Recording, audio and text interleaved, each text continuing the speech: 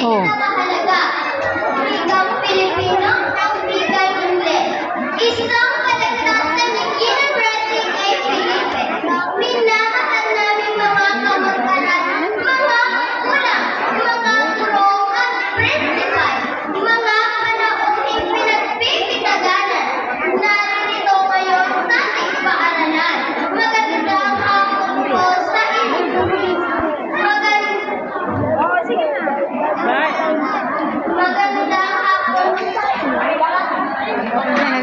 Magandang hapon po ang ating paaralan. Ang buwan ng wika ating ipagdiwa. Ikalimang kaitang ang aking pangalan. Ipagmamalaging isang paligtasan. Wikang Pilipino ay sariling wika. At ang wikang Ingles ay wikang banyaga. Kapwa ginagamit ng may pangunawa. Higit na mahalaga, alin na nga kaya? Sa umaga pong ito, aking pinakikilala. Dalawang mahusay, maganda at patigang makata. Sa pamamatuwiran, hahanga ka sa kanila. Masigapong palakpakan, masalubungan natin sila.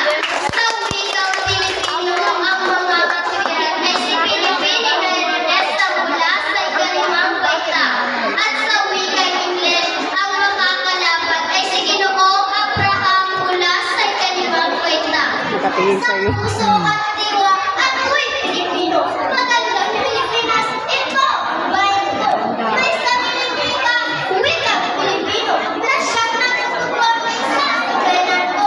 Wikang Pilipino ay wika naman lahat. Ang ilaw at lakas na tuwid na landas.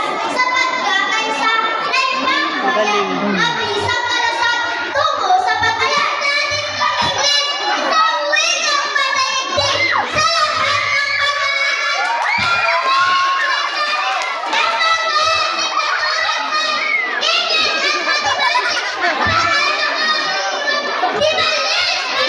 Huwag ka turuan yan. Turuan yan.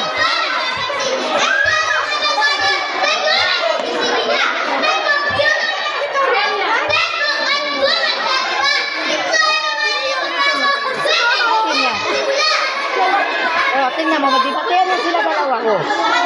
Tingnan mo. Ganyan man. Ganyan man. Oo, ganyan man ang ating palagtasan. Hindi yung nananahimik lang, ma'am, di ba?